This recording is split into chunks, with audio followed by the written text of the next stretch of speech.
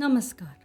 पंचतंत्र के प्रथम तंत्र मित्र भेद की कहानी को आगे सुनने से पहले मेरा अनुरोध है कि आप इसके पिछले एपिसोड्स अवश्य सुन लें, जिससे आपको कहानी समझने में आसानी होगी और अपने परिवार व मित्रों के साथ अवश्य शेयर करें, क्योंकि इसमें ज्ञान का भंडार है। तो शुरू करते हैं। अब तक हमने सुना कि वर्धमान नामक व्यापारी का सज्जीवक नामक बैल किस प्रकार आगे बढ़ने में असमर्थ हो जाता है।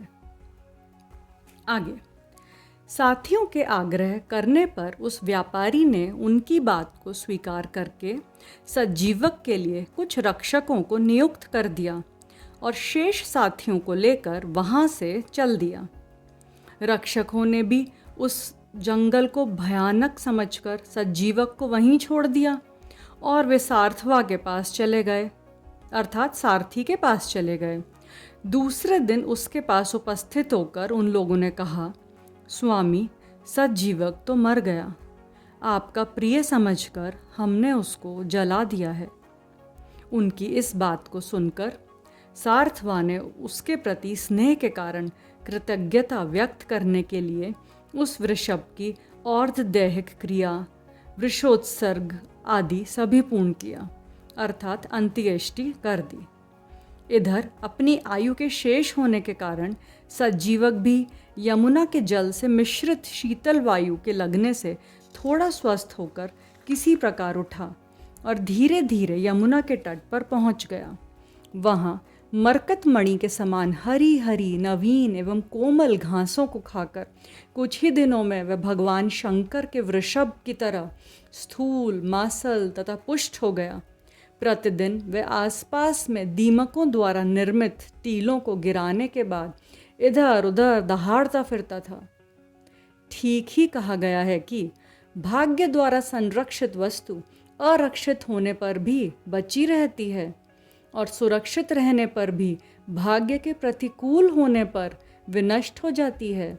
वन में अनाथ छोड़ा हुआ व्यक्ति भी भाग्य की अनुकूलता से जीता रहता है और भाग्य की प्रतिकूलता से घर में रक्षा के सभी उपायों को करने के बाद भी नष्ट हो जाता है।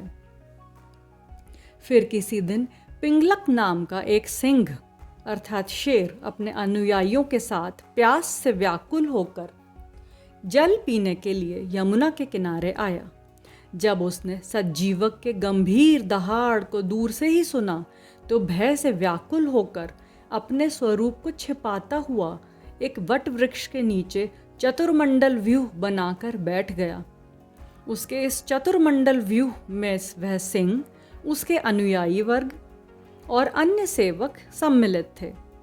चतुर्मंडल व्यूह की प्रथम परिधि में राजा बैठता है, उसके बाद राजा के अनुयायी विश्वस्त मंत्री तथा समंत गण रहते हैं, उसके बाद तृतीय पंक्ति में राजा के सैनिक रहते हैं और चतुर्थ पंक्ति में गुप्तचर, सीमा रक्षक तथा शेष सभी वर्ग रहते हैं।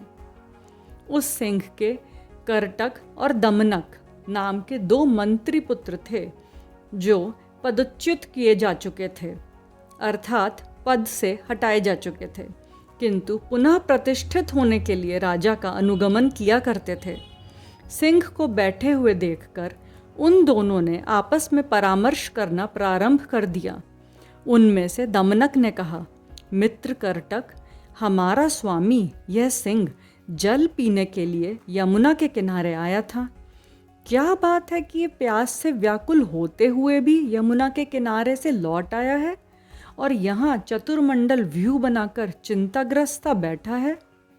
यह सुनकर करटक ने कहा, भद्र, हमें इन सब बातों से क्या लेना देना है, क्योंकि कहा भी गया है कि जो व्यक्ति बिना कार्य को करने की इच्छा करता है वह कील को उखाड़ने वाले वानर की तरह विनाश को प्राप्त हो जाता है।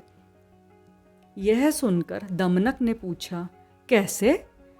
करटक ने कहा, आगे की कहानी अगले भाग में। धन्यवाद।